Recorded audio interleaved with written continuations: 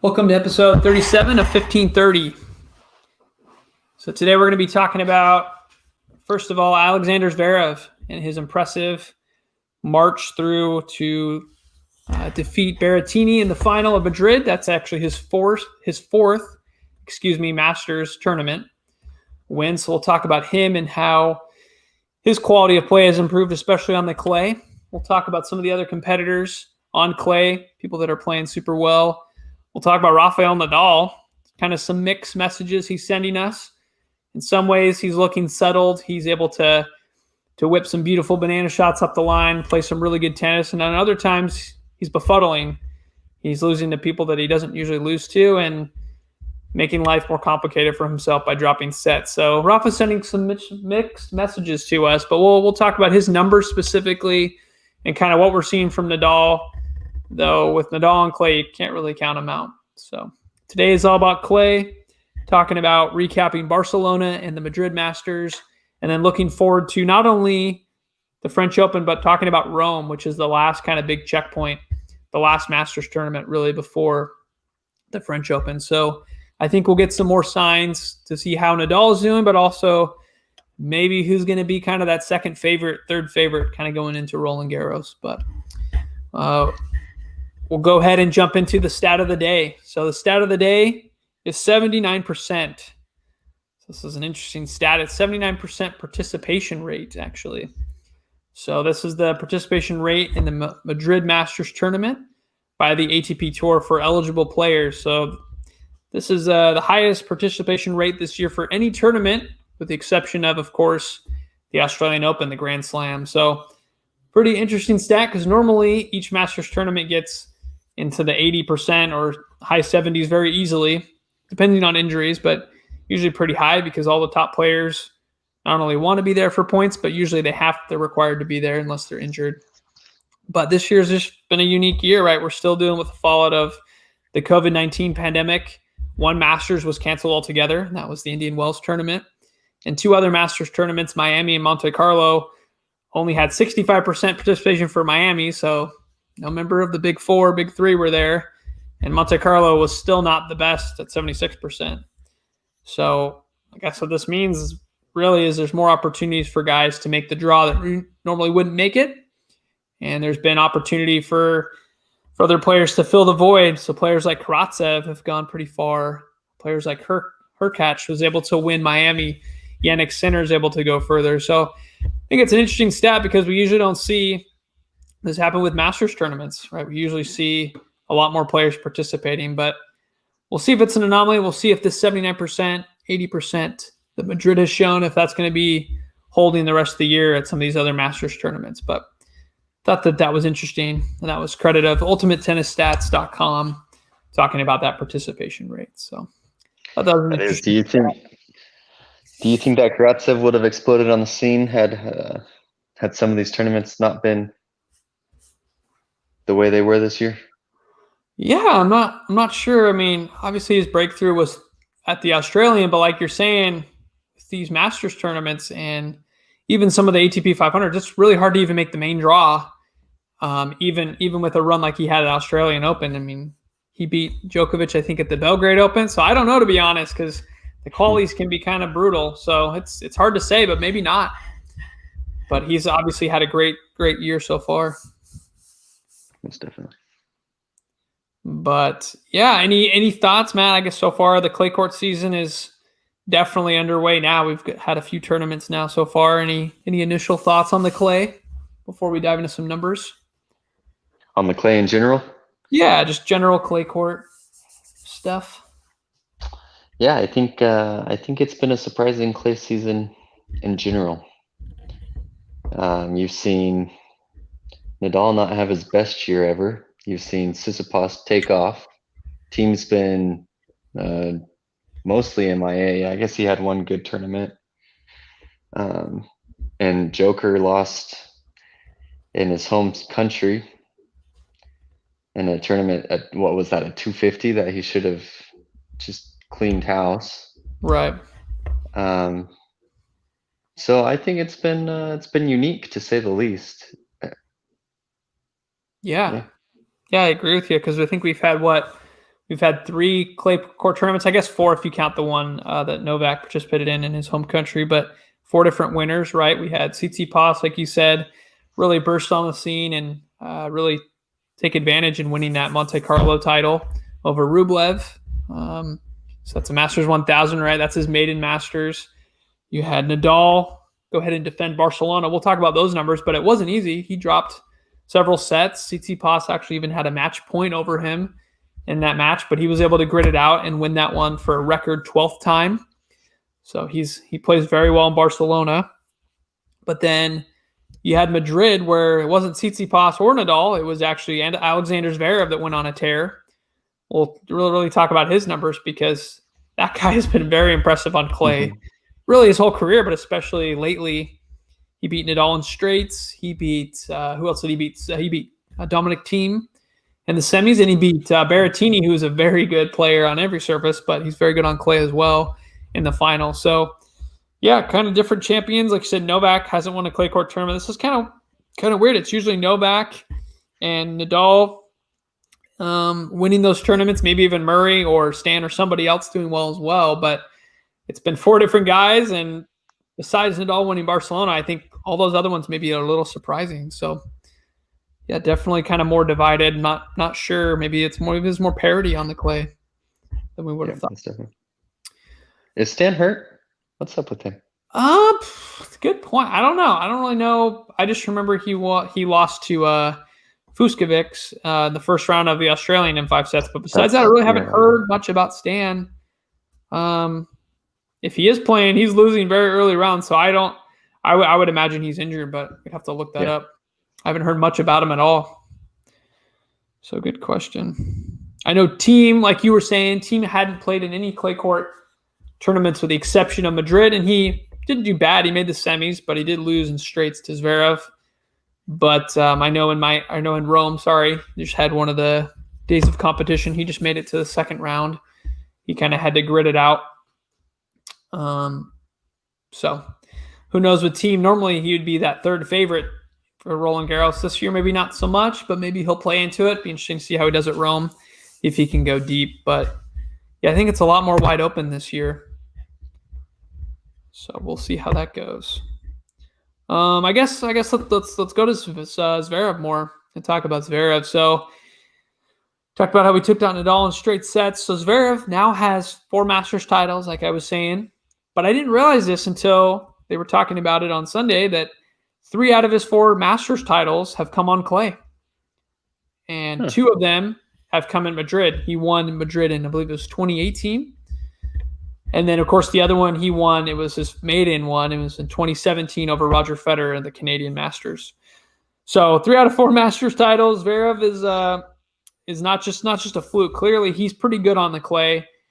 And I was trying to figure out really honestly why, because he has some good traits for, his bigger serve. I feel like would kind of do better more on hard courts, be natural moving around, using more of his power game. But clay, he just seems to have it figured out. I think he's very comfortable on the movement, on the variety with the slice. But honestly, from the numbers, I couldn't honestly tell why he's necessarily good on clay. But we'll get into his numbers, comparing them this year to previous years. But whatever it is, he's able to. I think the return game is really what's able to do it for him. He's able to go through some longer rallies, use some of that spin, and really just keep the ball in and put some pressure. But whatever it is, he's comfortable on the clay and he's dangerous. We'll say that. Anyone who beats Nadal anywhere on clay, but especially in Spain, in straight sets, I think is pretty dangerous. Though let's be honest, Madrid, even though Nadal's won it several times, he hasn't won it 12 times. It's a little bit higher altitude. If he's going to get upset on a clay court tournament, it's generally going to be Madrid, not so much Barcelona or Rome or, of course, the French. So to be fair, Madrid, I think, is a little bit trickier for him, but still, the way that he beat Nadal in Madrid was a little bit shocking, I think. But I don't know. Any thoughts on that, Matt, on Nadal in Madrid or Zverev? I mean, I guess he's really good on clay. He's legit, it seems like. So. Yeah, he's sneaky good. He's good for him, to get that win. But can't say I was expecting it. Good thing I didn't put money on it. I definitely was not. I was more expecting, Tsitsipas or even Rublev, and Rublev right? maybe hasn't underachieved on clay, but I was looking at some of his numbers, and his win percentage is definitely down on the clay. And it was saying, he's definitely not a bad clay court player. He can grit it out, but I think he's just maybe a little bit more comfortable on the hard courts, can be a little bit more offensive because he's a very offensive player. But, I mean, he did beat Nadal as well, right, in Monte Carlo, but he made the final against Tsitsipas in Monte Carlo. But, yeah, I just don't think some of these other guys have a little bit more weapons, or maybe they use their defense a little bit better than someone like Rublev. So I guess I was thinking in my mind, what's the deal with Nadal? Why is this year compared to other years? Why is he struggling? And I think last episode we kind of looked at some service numbers. He had a really high double fault rate against Rublev. It was like 8 or 9%. So looking at these other matches, like when he lost to Zverev, the number's not quite so high, but he's still double faulting more than I would think he would. And I know, clearly, obviously, to beat Nadal, right, you got to be more aggressive. He's vulnerable to players that play pretty high-risk tennis, those that win a lot of first serve points, who can not only go for the first serve but back it up. But his strength is going to be the second serve point. So if you miss your first serve and you get a second serve in, Nadal's looking to attack, right? And a lot of the top players do this. He wins those points at such a high clip that it's just really hard to even, hold serve against Nadal and clay. But so then I was just looking, okay, maybe it's not his return. The return numbers still look pretty good, but let's look at his serve. And so looked at a graph of his double fault as a percentage on clay by season. And he's hovering a little bit between that 1.5% and 3%, maybe 3% being his usual highest that he saw like 2019 and back in 2004, it looks like. But generally, doesn't double fault that much. But looks like this year, and 2020 was actually pretty low. It was below 2%. Of course, he only had 2 clay court tournaments. You had the French, which he won, and Rome, which he lost in the quarters. But 2021, it's above 4%.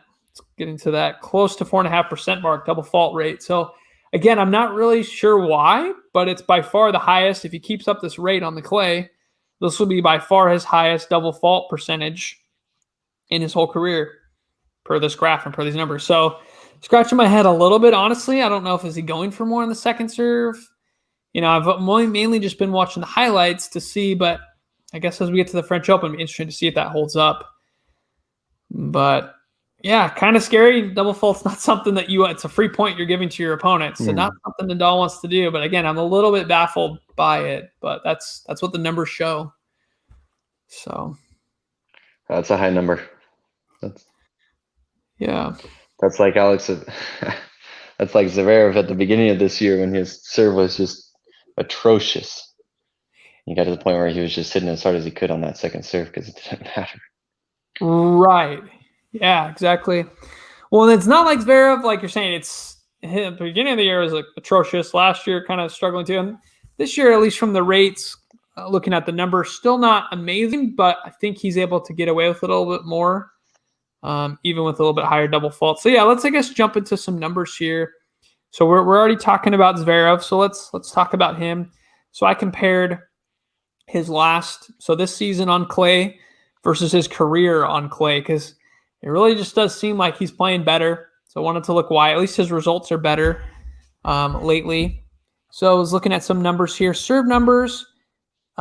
Generally, so he's winning, looks like 6% more service games this year compared to his career. And the main number that I was seeing there is he's really upped his first serve percentage, or first serve points won, excuse me. So his career is 71%. This year is 76%. So those high 70s, I mean, that's looking like a fast hard court or grass. So Zverev is really able to, obviously he hits that serve really hard, right?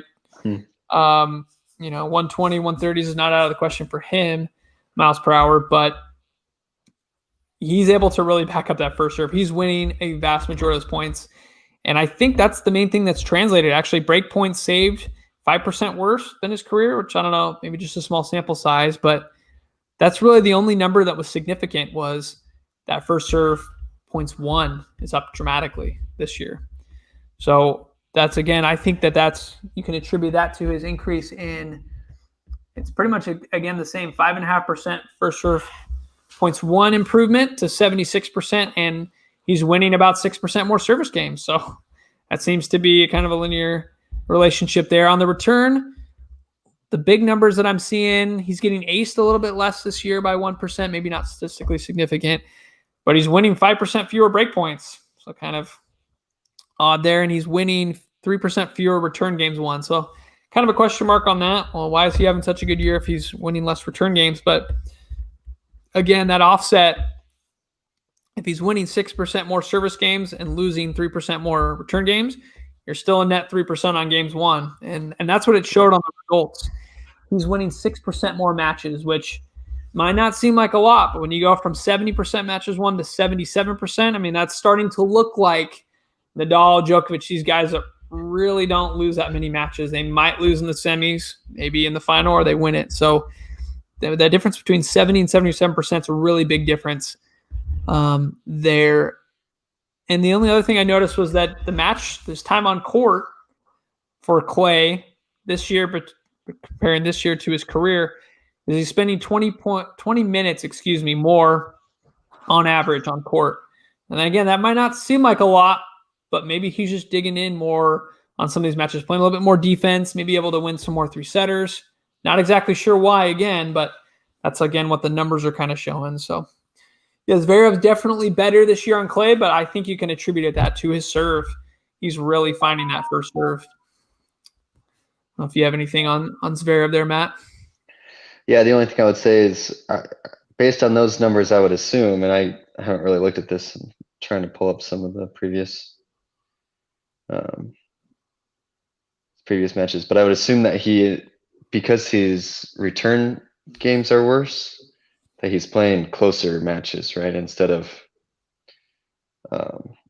maybe blowing somebody out by multiple breaks.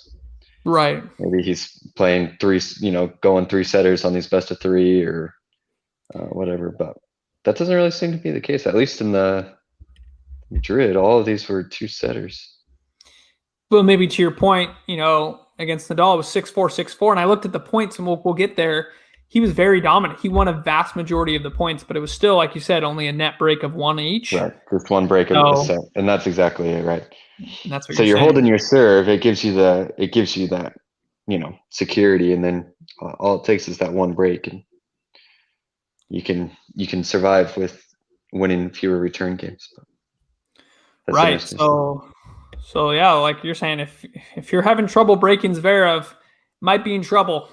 Because clay, it's easier to get broken, so he might have some better chances of getting you, or he could get you in a tiebreak. So Be very careful. If Zverev's serve is on and you're maybe not reading it correctly on clay, which normally wouldn't be maybe as big of a problem. You think of like a grass court match where if you can't break, you have better hope for a tiebreaker. But it seems like Zverev's playing some intense grass court type tennis on the clay court. So and I don't know if this will hold up in Rome or Roland Garros, but Madrid with the higher altitude, clearly it's helping him. He was playing very offensive with his serve. So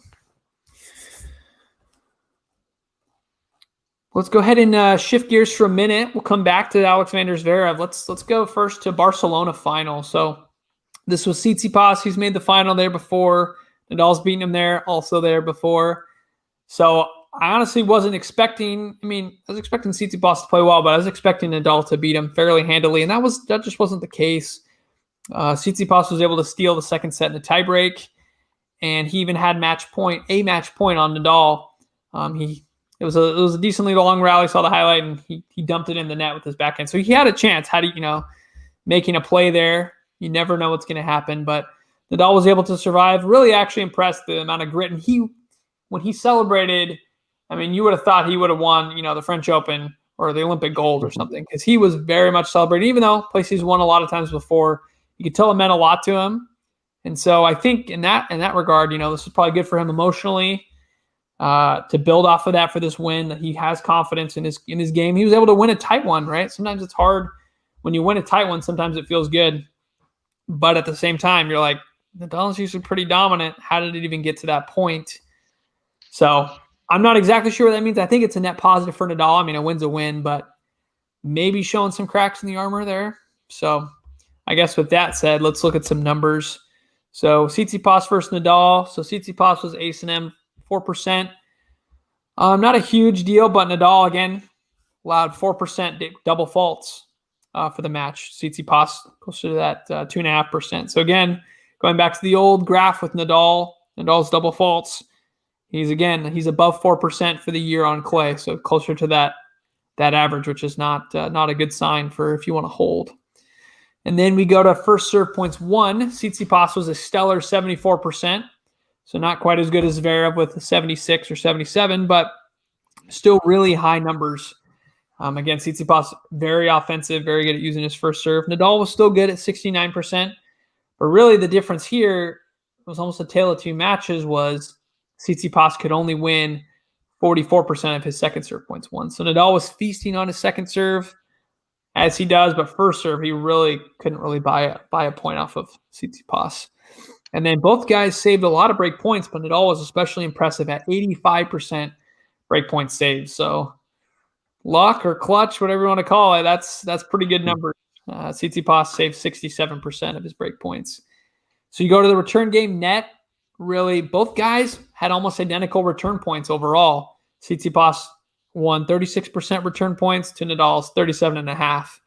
Again, Nadal couldn't really win a first serve return point, but he won a ton of second serve return points. So overall, this is kind of a toss-up match where it's like 50.5% Nadal on points and Tsitsipas, just below that 49.5 or so. So the other thing I wanted to point out, the match was super long. It was 3.5 hours. It was over 3.5 hours. So really, really long match. Nadal saved a lot of break points. Both guys looked fairly identical as far as return points won and really total points won almost. But again, Nadal was able to get it done in the end. But just interesting to see the numbers there. Kind of did it in different ways. Grinding a little bit of the longer points, more second serve points. Tsitsipas just so offensive, getting to net, getting that first serve points. So interesting contrast of styles there for those guys. Most definitely. But yeah, that's pretty much what I got on that final, unless you got anything, Matt. I think you covered everything. It was a good match. Yeah, those highlights in particular were super fun to watch. Again, Tsitsipas, I can just tell he's getting more and more comfortable on the clay, more and more comfortable. I mean, not that you're ever comfortable facing Nadal, but I remember when he's first couple times facing Nadal on clay, losing very badly, straight sets, 6-2, 6-1s type of thing. But he's definitely holding his own a lot better. So it'll be interesting to see how he builds on that in Rome and in Roland Garros itself, if he can get some better results. So, well, that was Barcelona, the ATP 500. And we'll go over to the Madrid Masters. So let's look at Zverev beating Nadal in the quarterfinals. So again, that double fault rate for Nadal, 4.5%. Again, don't know why that pattern's there. Maybe it's strategic. Maybe his coach is telling him to go for more on the second serve, but he's double faulting 4.5%. Not good. Zverev, though, double faulted even worse. Back to the normal Zverev, 9%. So double that. He's still able to win, which is interesting. I think his ace count was high. Looks like it was 7% ace count. So I think his aces were able to offset those double faults, but both guys need to take care of their second serve and not double fault as much. And then looks very similar to me like the Tsitsipas match where Zverev, let me read you this number here, and don't be too shocked, 82% first serve points won. That's ridiculous. Ridiculously high. Even Federer would be, shocked to have a number that high. That's a pretty high number. But his second serve points won were 43%. So just like Tsitsipas, was winning almost all of his first serve points, but couldn't really get a second serve point. I mean, 43%, it's hard to win a match when it's that low. But his first serve percentage was 62%. So it had a decently high first serve percentage. Nadal didn't see as many second serve points. On Nadal's side of it, he was able to take care of 50% of his second serve points won. So again, he's doing what he does on clay. He's going to win those longer rallies. He wins his second serve, and he wins his opponent's second serve. So interesting there. But overall, in the end, that disparity on the first serve return points, Nadal only won 33% return points total to Zverev's 42%. So Zverev was feasting. That's a pretty high number overall on return points to Nadal's, he's winning a third of them. That's not going to get the job done with the high first serve percentage. So overall, Zverev, this led to a pretty lopsided 54% total points won, which again, as we talk about, even seeing a 52% or higher with a big enough sample size, that's probably going to be a decisive win. And it was still a break apiece, 6-4, 6-4, but the numbers would show here that, maybe not super in doubt. And that was an hour and 40 minutes for those two sets. So maybe a little longer for 6-4, 6-4, but I guess you got to hand it to Zverev. Was able to win despite having a bunch of double faults. Yeah, that's impressive. I mean, if you showed me that match time and say, oh, Rafa cleaned house again. Yeah. Took care of business on clay, but no, it was the other way around. Yep. Zverev went out and did what he did. Yeah, so let's jump to the final. He was able to beat Thiem in straight sets, but had to overcome Berrettini in 3. So Berrettini, yeah, just very impressed with that guy. He's got a really good game, a power game, but also he's always had the good drop shots, good variety, which I think lends itself really well to the clay. So ace count for Berrettini was 6.5% to Zverev's 5%. But Zverev, again, double faults, not quite 9%, but 7.5% double faults for him. So, again, he was still able to overcome with a few more double faults. But the numbers here were Zverev was able to win 55% of his second serve points won to Berrettini's 44%. And then both guys were in the 70s for their first serve. Zverev was a little bit better at 76% to Berrettini's 72%. So Berrettini's also got a huge serve, first serve especially. So he's able to be effective there, but his second serve, it looks like Zverev definitely feasted on that. And then on the return overall, Zverev was able to win 37% return points to Berrettini's 30.5%. So looking more kind of like the Nadal match where, Nadal was 33% low 30s. For Berrettini, again, low 30s, and Zverev was almost 40, high 30s. So just able to win more points, put more pressure on the return. That's a good recipe for you there. So overall, Zverev won 52% of the total points, and he did this in a little over 2.5 hours for 3 sets. So, yeah, pretty close match there. Would have been Berrettini's first or his maiden Masters title, but Zverev instead gets his second title in Madrid and 4th overall. So he's turned into a juggernaut, especially on the clay.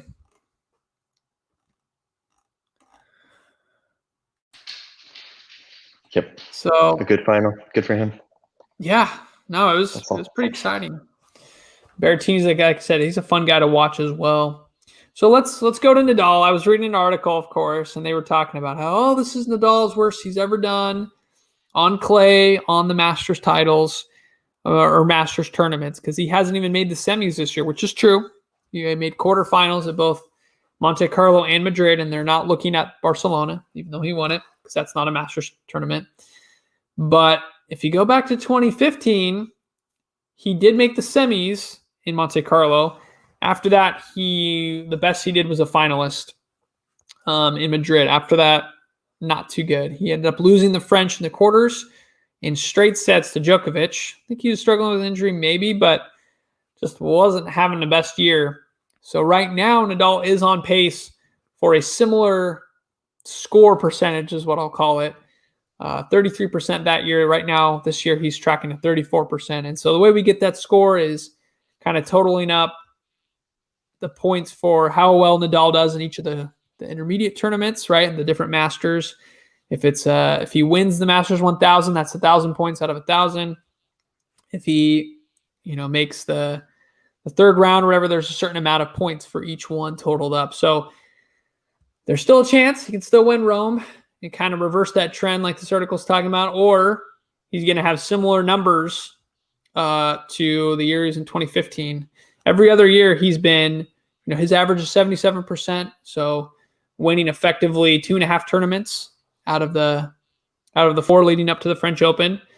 And so that kind of gives you a little, equivalent score of equivalent tournaments won. But this year he's on track for 1 tournament, not even a Masters tournament. So I honestly, like I said, we don't really know what's going on with Rafa. I think the young guys are getting better.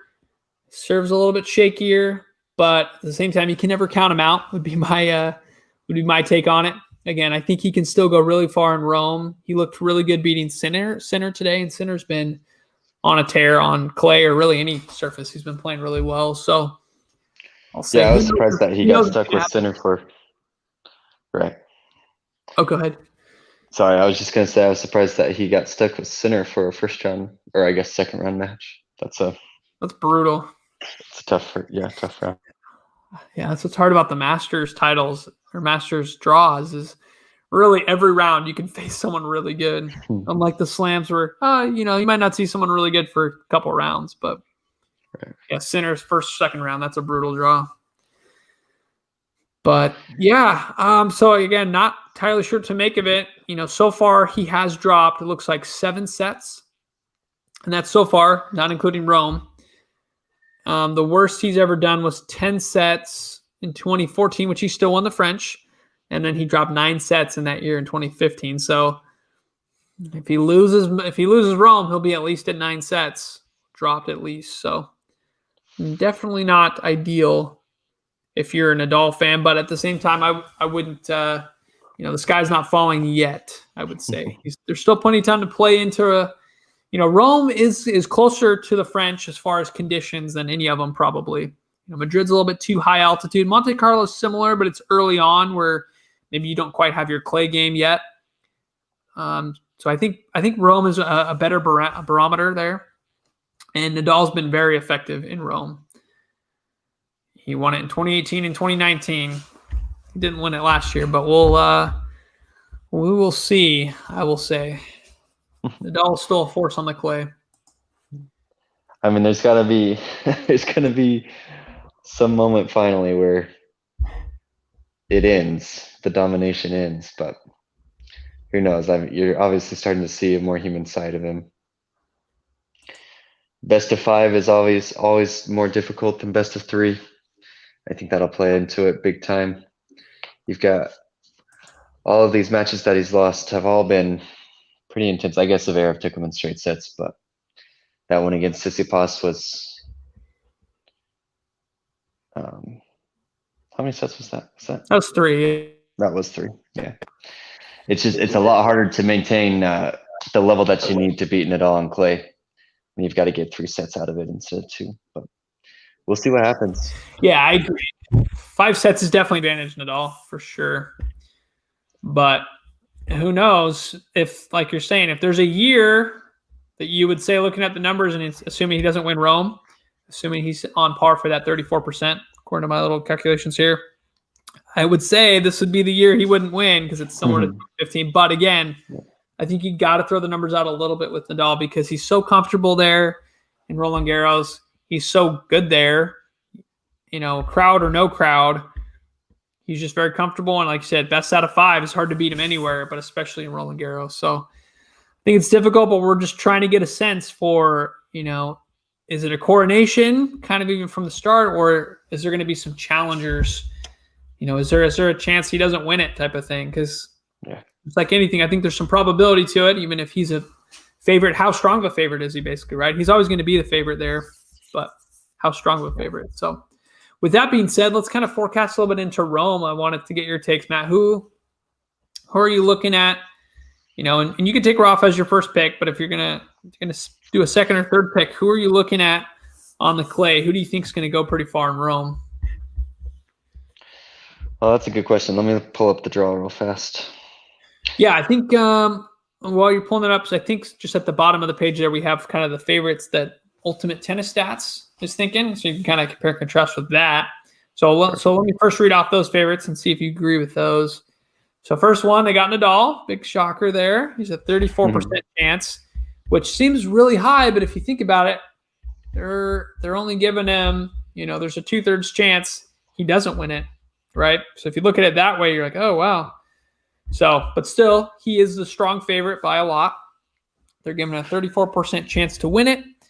And Djokovic naturally is the second pick at 25%, so almost 10% drop there in favorite. And then from there, it gets even a huge drop from there. Third, I'm surprised they give Team the third pick, to be honest, at almost 11%. Zverev, I think, is fair at 4%. Or sorry, number 4 at 9%. And then Tsitsipas at 6, Rublev all the way at 4%. And then Karatsev, look at that guy calling out there, 7% or number 7 at 4%. And then Berrettini, he's the 8th favorite. Bautista Agut at 9, and then Felix Auger-Aliassime at the 10th favorite, which is also kind of surprising. So I don't know. What do you think on their order there? Do you think they got it mostly right? No, I think they're going more off historical here than this year's play. The ELO probably then. Yeah, so that's probably true. Yeah, because there's no way. I mean, I'd pick a lot of these players over Team at the moment. Heck, I'd pick a lot of these players over Joke. I think. Yeah, that's fair. I don't know. He said he's shifted his focus to strictly the slams, pretty much. And I don't know. I think that's kind of showing. We'll see. He has an impressive ability to turn it on when he wants to. Absolutely. I think he's got to find a desire to win these other tournaments if he wants to. And exactly. And he hasn't even played all of the clay. I mean, he didn't even play Madrid. Yeah. So he lost to Dan Evans early in Monte Carlo. Didn't play Barcelona. Lost to Karatsev in the semis or quarter. I think he went pretty far. Yeah. So I don't know. I think if he doesn't lose early round, he could really have a chance to at least go really deep and knock some of these other guys out. But I don't know. And that's true too. Maybe he just kind of plays it cool until he gets further into the tournament and says, "All right, I guess I'll win this one." All right. So who you got? So you get one other person you can pick for person that if you want to pick on who's one other person that you wouldn't be surprised or you say, yeah, that'd be my guy without looking at the draw necessarily, just who you think is playing pretty well. Well, so Zverev is in Rafa's side of the draw. And I got to say, beating Rafa twice on clay in close time points, probably pretty difficult.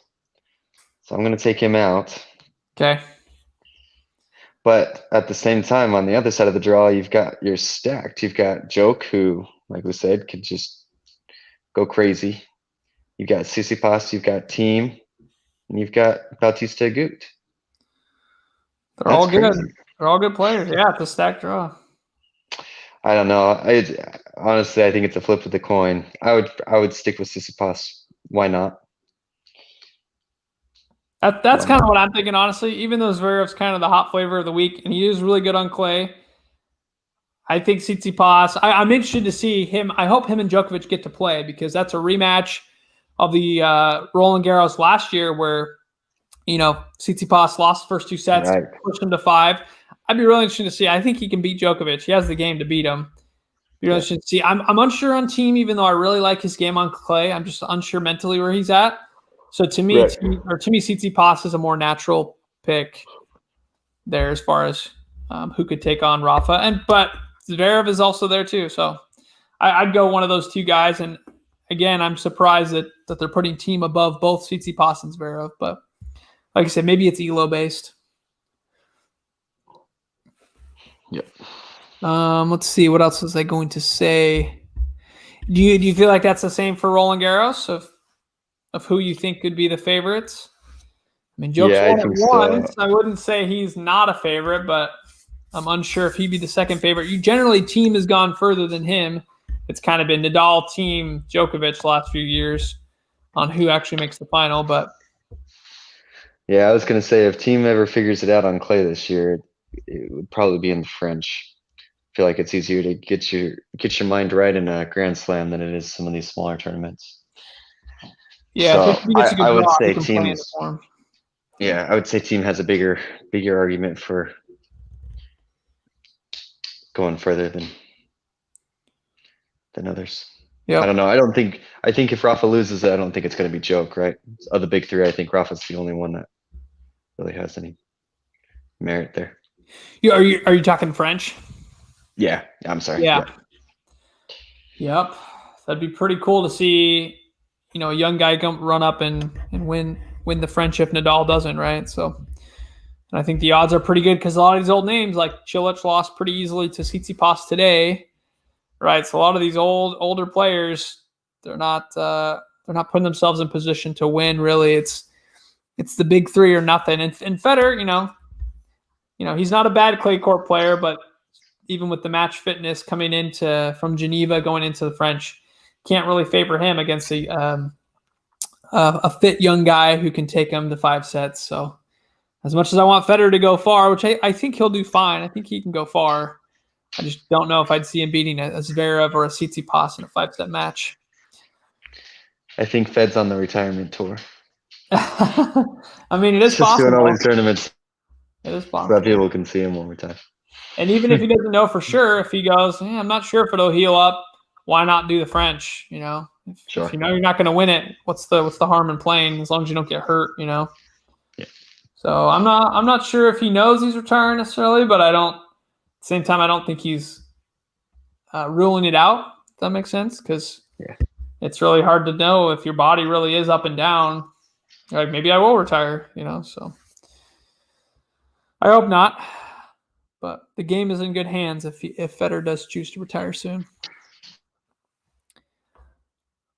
And okay, let's talk real quick. The one name that's conspicuously absent here. So you look at the rankings on this page, right? So Nadal's ranked number 3 in the world. Of course, he should be top for clay, but overall rankings, Djokovic number 1, team 4. Where's our number 2 guy? Where's Medvedev? What's he doing? Poor guy. He's just accepted his fate. I mean, he's just brutally honest with it at this point, which I think is probably bad. The way that he talks about his clay court or his love for the clay in the press. Miserable. He just looks miserable. I know. Poor guy. He's got such a good game. I really do feel like, in a lot of ways, you know, he's got better defense than some of these guys. He's got really good topspin. He's got good serve. I don't know why he couldn't be playing better than Zverev on clay, honestly, but he just doesn't. It's the movement and it's the mental. Right. You know, I don't think he enjoys it. I just saw him lose to Karatsev today, which is not that Karatsev's a bad player. He's clearly showing he's an elite player, but it's like, come on, you know, you shouldn't be losing. You're the number 2 guy in the world. You shouldn't be losing in the second round of Rome. But again, he's out of Rome. He's crashed out of every tournament he's played in on clay. So I don't expect him to go far in Roland Garros. At least. And maybe he'll be like a Murray, where remember Murray was really bad on clay, always complained about it, and all of a sudden he beats Nadal in Madrid, he beats Nadal in clay, he makes the French Open final, takes the first set off Djokovic. You know, all of a sudden he's like one of the better clay court players. You're like, what is going on here? You know, and I think it was not only being more comfortable, but eventually just embracing the clay instead of complaining that it's not Wimbledon. He was enjoying it. So I don't know if that's going to be the same for Medvedev, but Medvedev is one of the better defensive players, and clay is all about the defense and grinding the long rallies. I don't see why Medvedev couldn't play well. He has the tools, I think, but I digress. I don't think it'll be this year for the poor guy. No, far from it. Maybe that's his ploy. Maybe he's just fooling everyone. I doubt it. Funny. He loses to his Russian compadre, the Karatsev, who, you know, I know he loves Karatsev, but it's like there's a pecking order there that's not being followed on the clay. So I'm interested to see Rublev as well. I know he can play pretty well on the clay. It'd be interesting to see if he can get some better results here. But I mean, playing Tsitsipas, Tsitsipas is hard to play anywhere right now. He's pretty good.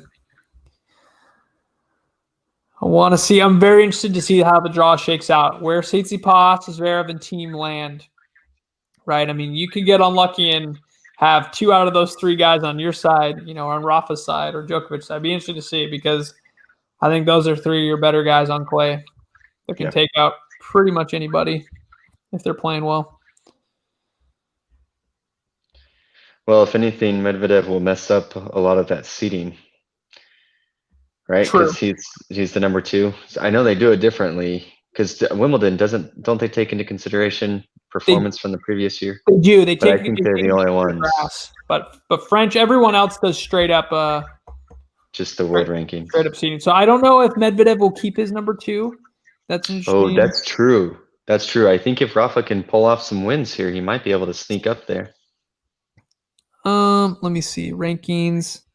Yeah, Nadal's pretty close. She's only 100 points off, 150 points away. So I think if Nadal can get if he can win Rome at least or do well in Rome, because I think he did quarterfinals last year, so he's got to do better than quarters. Yeah. The semis, if he goes semis or wins it, or finals or wins it, I think he will take the number 2 spot. Gotcha. And I think that'll give him enough time because you need time for the race to reset there, or the week to reset. But yeah, it's in Nadal's hands, because if Nadal and Djokovic are on the same side of the draw, that'll be even more interesting. But that would be crazy. That would be. So yeah, I would expect Nadal to leapfrog Medvedev, but the number 2, he just cannot win clay match. But I mean, real quick, I know they said, Felix Auger-Aliassime, he's the 10th favorite. Interesting, he just beat Schwartzman, who, that guy's an amazing clay quarter, beating Nadal last year in Rome. And he beat him pretty impressively today in Rome. So, I think he started off a little slow. People are like, oh, yeah, you got Tony Nadal in your corner as your coach. Yeah, that's what I was beat going everyone. to say. And he was losing. He was losing pretty good early on. But I think he's working hard. He's playing some really nice forehands, really powerful strokes. So we'll see how he does. But yeah, it's interesting. It was interesting watching his highlights today. Yeah. I wonder if Tony's realizing that there's only one Rafa in the world. There is only one Rafa. Isn't this true? Yeah, some other fun guys on the clay are definitely Casper Ruud. Monfils always puts up a show, especially for the Parisian crowd. Yeah. Goffin isn't bad. Bautista Agut, obviously, we mentioned him. He's been Right. really impressive.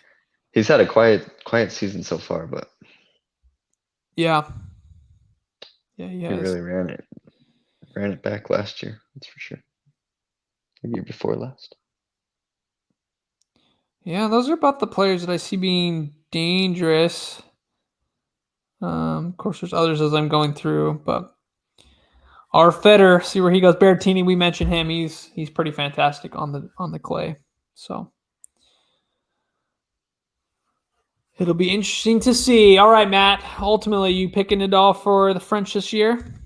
Yeah, I gotta. All right, picking him. I made an oath that I'm gonna stop picking him. I'm not gonna pick against him every year because it doesn't work out for me. So I'm going Nadal, but it's not perfect, a strong right. favorite. Most years would be a strong favorite. This year I'm going more with like a 30% chance he wins, which is still Good faith. I'm still favoring him because I don't think anyone else has anywhere close to a 30% chance. But yeah, this is probably the wrong year to start picking Rafa. Yeah, exactly right. I will say definitely not the strongest he's looked, but I'm interested to see Rome. If he wins Rome, then I'll say he's a strong favorite. Yeah. If he doesn't win Rome or comes up looking not so good, I would say still favorite, but definitely not strong. So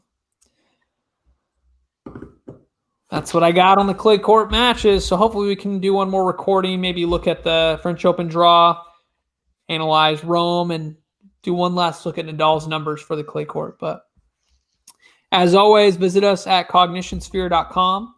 Theme music was brought to us by Kevin MacLeod with excerpts from his song Cool Rock.